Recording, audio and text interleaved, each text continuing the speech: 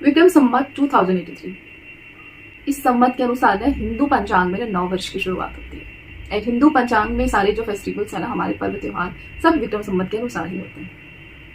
And हमारी जो नए साल की शुरुआत थी वो थी 11 मार्च को।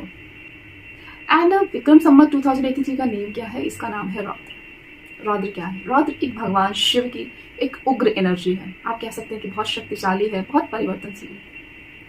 एंड यू कैन से कि रौद्र क्या है? सरल भाषा में रौद्र उग्रता है, परिवर्तन है, जागरण है एंड कर्म का परिणाम है। यू कैन से कि जैसे भी कर्म आप करोगे instant you are going to get result, transformation. And यह वर्ष ना अक्सर ऐसी घटनाओं को अचानक बदलाव एंड एक सत्य के प्रकट होने का संदेश देता है। पुरानी चीजों का अंत एंड नई शुरुआत, यही रौद्र की मुख्य एनर्जी है। एंड विक्रम संवत 2083 का सामान्य प्रभाव क्या होगा समाज पे और विश्व स्तर पे? इसका प्रभाव क्या हो सकता है? अचानक नीतियों में बदलाव आना, अचानक कोई डिसीजन लेना एंड तेज घटनाएं देखने को मिल सकती है। एंड प्राकृतिक आपदाओं में आप कह सकते हैं कि आंधी तूफान, कहीं बारिश तो कहीं सूखा तो कहीं फायर, कहीं भूकंप की चर्चा बनी रहेगी।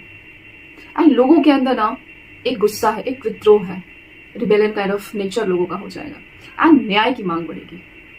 लेकिन साथ ही ना एक सुधार और एक नई व्यवस्था की शुरुआत हो सकती है। लोगों को ना अपने कर्मों का प्रभाव, परिणाम बहुत जल्दी मिलने लगेगा। जो गलत रास्ते पे है उन्हें सुधार का मौका भी मिलेगा। लेकिन introspection, discipline and inner strength की जरूरत इस साल पड़ेगी। रिलेशनशिप एंड करियर में आप यू कैन से कि रिलेशनशिप में सच सामने आएंगे, करियर में आप चेंजेस एक्सपेक्ट कर सकते हैं। आध्यात्मिक बात करें, स्पिरिचुअलिटी की जब हम बात करें तो ये साल लोग स्पिरिचुअल अवेकनिंग के फेज से गुजरेंगे। इनर क्लींजिंग की एनर्जी बहुत ही पावरफुल होगी। लोगों को, कई लोग इस साल स्पिरिचुअलिटी एंड हीलिंग, एस्ट्रोलॉजी की तरफ आकर्षित होना शुरू करेंगे। एंड स्पिरिचुअलिटी की बात करें तो ये साल स्पिरिचुअल अवेकनिंग के लिए बहुत सही साल है। एंड कई लोग स्पिरिचुअलिटी, एस्ट्रोलॉजी एंड हीलिंग की तरफ आकर्षित होंगे।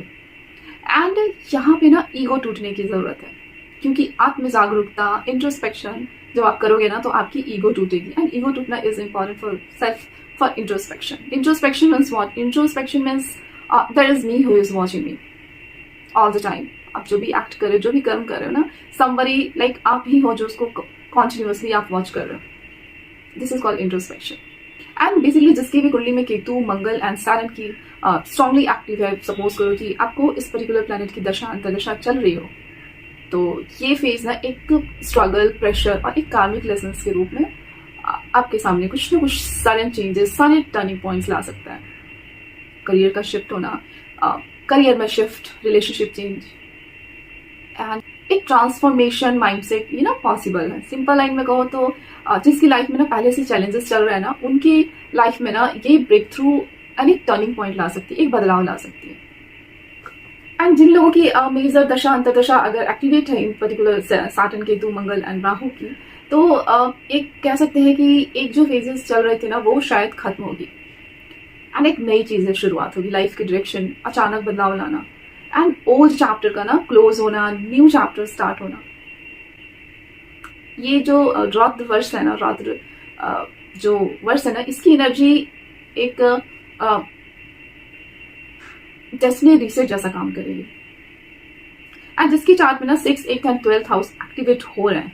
सपोज करो कि आपके 6 लॉर्ड, 8th लॉर्ड या फिर तो 10th लॉर्ड की पर्टिकुलर प्लैनेट की दशा अंतर्दशा एक्टिवेट है, तो इस समय you can feel like brief transformation आपको आपकी लाइफ में हो सकती है, जैसे कि हेल्थ में, डेप्थ में, एनिमीज में एंड लॉसेस, या फिर तो स्पिरिचुअल अवेकनिंग के थ्रू एक ग्रोथ होना एंड बहुत सी हिडन ट्रूथ है ना जो कि आपके सामने आ सकती है।